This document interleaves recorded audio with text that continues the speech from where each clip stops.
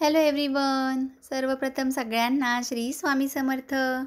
शनिवारी येणाऱ्या कोणत्याही अमावस्येला शनिचरी अमावस्या असं म्हटलं जातं.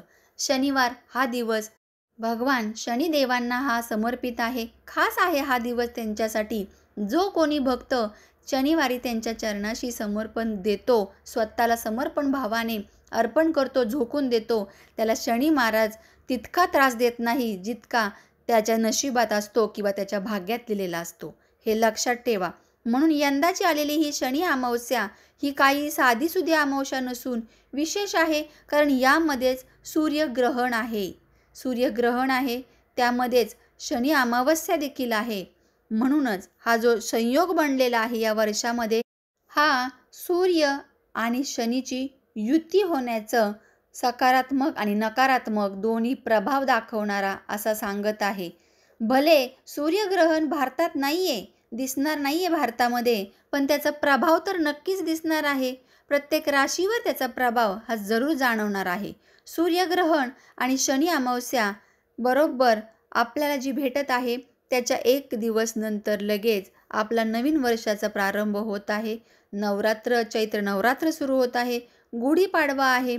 म्हणूनच हे जे आहे या पूर्ण वर्षाची निगेटिव्हिटी काढून टाकण्याचा, सूर्य देव आणि शनिदेवांचा आशीर्वाद मिळवण्याचा हा एकमेव दिवस. मग असं म्हटलं जातं की जो कोणी मनुष्य शनिदेवांना शरण जातो त्याच्या कर्मातील लिहिलेले अनेक गोष्टी शनिदेव तिथेच तात्काळ कमी करतात. नष्ट तर करू शकत नाही, पण ती तीव्रता कमी होते. म्हणून आजच्या दिवशी काही नाही जमलं तुम्हाला तरी मंदिरात जरूर जायचं आहे. संध्याकाळी 6 नंतर बरोबर तुम्ही एका गाईच्या जो कंडा असतो, जे आपण शेणकूट म्हणतो, जी गोवरी असती ती घ्यायची आहे. त्यावरती आपल्याला बरोबर कापराच्या 2 तुकडे ठेवायचे आहेत, गुळाचा एक खडा ठेवायचा आहे आणि लोबान यामध्ये ठेवायचा आहे. किंवा लोबान हा शक्यतो आपल्या इथे जाळत नाहीत, तर त्यामध्ये गुगळ जे असतं, गुगूळ, ते धूप आपण जाळायचं आहे. हे सगळीकडे ह्याची धुरी जी आहे ना, ती सगळ्या घरात पसरवायची आहे. पूर्ण प्रत्येक कोपऱ्यामध्ये पसरवायची आहे. त्यासोबतच यामध्ये आपल्याला जी तमालपत्र आहे, दालचिनीची पावडर आहे, ती देखील टाकायची आहे. आणि हा जो कापूर आहे पूर्ण जळेपर्यंत, हे सर्व सगळे जळेपर्यंत सगळ्या घरात फिरवायचा. नंतर हा जो धूर आहे एका कोपऱ्यात ठेवायचा. असं केल्याने आपल्या जीवनामधील जी काही नकारात्मकता आहे, जो सूतक काळातील, ग्रहण काळातील प्रभाव आहे, त्यातून आपल्याला वाचू शकतो. म्हणून संध्याकाळी शनिवारी 29 मार्चला हे एक काम जरूर केलं पाहिजे. यामुळे बाहेरची बाधा, वाईट शक्ती ज्या असतात त्या तुम्हाला स्पर्श देखील करू शकणार नाही. हा अचूक उपाय जरूर करा. तसेच या अमावस्येला पितरांना तर्पण जरूर अर्पण करा. पितरांसाठी पिंपळाच्या झाडाखाली दिवा जरूर लावायचा आहे. गोड जे पाणी आहे, म्हणजे साखर मिश्रित पाणी, हे अर्पण करायचं आहे. पितरांना मनोमन स्मरण करायचं आहे आणि त्यांच्या प्रित्यर्थ तुम्ही याच शेणकुटावरती एक गूळ ठेवायचा आहे. शेणकूट पहिलं जाळून घ्यायचं गॅसवरती किंवा गोवरी छोटासा तुकडा, आणि मग दक्षिण दिशेला तोंड करून यामध्ये गूळ टाकायचा. त्याचा धूर होतो आणि त्या गुळाच्या वासाने पितृदेव प्रसन्न होतात असं म्हटलं जातं. तर जरूर हा उपाय करा आणि तर्पण सोडा त्यावरतीच, म्हणजे पाण्याने ती आग विझेल आणि ते पाणी ते अग्निदेव त्यांच्यापर्यंत पोहोचवतील, आपल्या पितरांपर्यंत. तसेच या दिवशी काय होणार आहे, तर एक मोठी घटना होणार आहे. ते म्हणजे शनिदेव कुंभ राशीमधून निघणार आहेत. तिथून निघून ते मीन राशीमध्ये प्रवेश करणार आहेत. म्हणजे शनी गोचर करत आहेत आणि शनी गोचर हे 2.5 वर्षांनंतर करत आहेत तब्बल. म्हणजेच धनु राशीला आणि सिंह राशीला ढय्या चालू होत आहे, तर कर्क राशी आणि वृश्चिक राशीची ढय्या ही संपत आहे. त्यामुळेच या दिवशी जे संयोग बनलेले आहेत ते धार्मिक आणि ज्योतिषशास्त्राच्या नुसार खूप महत्त्वाचे आहेत.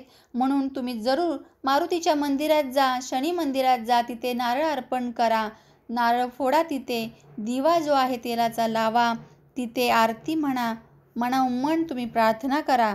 आणि अशा काही गोष्टी आहेत ज्या शनी अमावस्येला चुकूनही करायच्या नाही आहेत. त्या गोष्टी तुम्ही लक्षात ठेवा.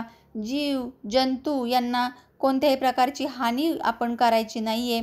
खास करून गाय जी आहे ती, कुत्रे जे आहेत ते, कावळे यांना नुकसान न पोहोचवता त्यांना अन्न अर्पण करा. शनिदेव जे आहे ते क्रोधित होऊ शकतात या गोष्टींमुळे, म्हणून शक्यतो करून या गोष्टींचं पालन करा. जीवनामध्ये अनेक संकट येण्यापेक्षा या दिवशी गाय आणि कुत्र्यांना जी चपातीचा तुकडा आहे गुळाचा खडा ठेवून खायला घालणे हे शुभ मानलेले आहे. मोठ्यांचा अपमान करू नका आजच्या दिवशी, वयस्कर लोकांचा वगैरे. चुकूनही शनी अमावस्येच्या दिवशी असं करू नका. जे आपल्या घरातील आईवडील आहेत, मोठे वयस्कर लोक आहेत, महिला आहेत, त्यांना कोणत्याही प्रकारचा अपमान करू नका. यामुळे शनी दोष वाढू शकतो, दुष्प्रभाव जो आहे तो दिसून येऊ शकतो. या दिवशी तिसरी गोष्ट अशी म्हणजे केस, नखे, दाढी अजिबात कापायचे नाही आहेत, अशुभ समजलं जातं. या शनी अमावस्येला जे आहे या गोष्टी अजिबात करू नका.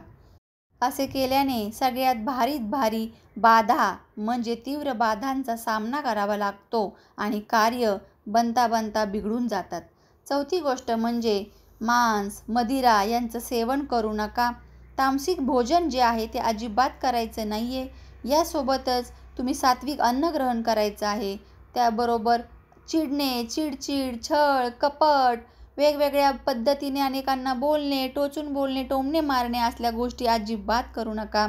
धन जे आपण कमवतो ना त्याच्यापेक्षा सुद्धा जास्त हे या गोष्टींचं लक्ष ठेवायचं आहे. या गोष्टींना जास्त चांगल्या प्रकारे आपण सांभाळायचं आहे. म्हणजे शनिदेव नाराज होण्याचे जे चान्सेस आहेत ते सगळे नष्ट होऊन जातात, कमी होऊन जातात.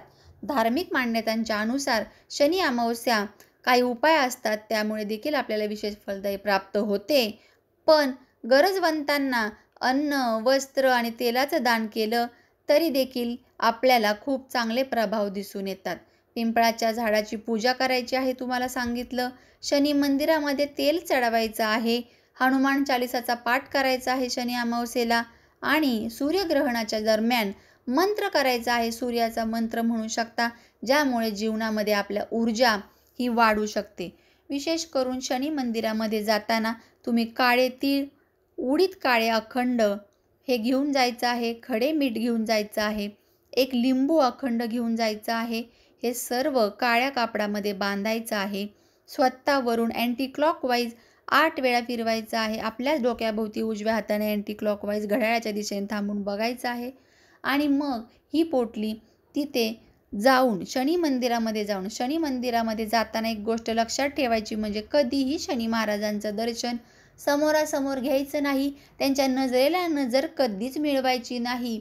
जसं एखाद्या राजा महाराजांना आपण ज्याप्रमाणे खाली वाकून त्यांच्याशी नजर न मिळवता जातो, मुजरा करतो, नमस्कार करतो, त्या पद्धतीने थोडंसं खाली झुकून जायचं आहे. जो शनी महाराजांच्या चरणी झुकतो ना त्याला बाकी कुठल्या गोष्टींमध्ये या सांसारिक जीवनामध्ये कोणाच्या चरणी किंवा कोणापुढे झुकावे लागत नाही. शनी महाराज कितीही तशी वेळ आली तरी त्याला सावरतात. म्हणून लक्षात घ्या, या गोष्टी पण खूप महत्त्वाच्या आहेत. शनी अमावस्येला खास करून हे सर्व करा आणि बघा किती सोप्यात सोपे उपाय केल्याने सुद्धा तुमचे आयुष्य किती सुखकर होते आणि किती छान वाटते ते. चला तर मग व्हिडिओ जर आवडला असेल तर लाईक करा, कारण व्हिडिओ तुम्हाला आवडतो, तुम्ही लाईक करत नाही. जास्तीत जास्त शेअर करा ना, प्रत्येकापर्यंत पोहोचू देत ही माहिती, जेणेकरून मलाही काही अंशी खूप छान वाटतं की पुढचा व्हिडिओ घेऊन येताना तुम्ही सगळ्यांनी मला भरभरून प्रेम आणि आशीर्वाद दिले म्हणून. तर नव्या उमेदीने आणखी नवीन माहिती घेऊन येण्यास खूप छान वाटतं. तर चला पुन्हा भेटू अशा नवीन माहितीसोबत, साध्या आणि सोप्या उपायांसोबत. तोपर्यंत सर्वांना माझ्याकडून श्री स्वामी समर्थ.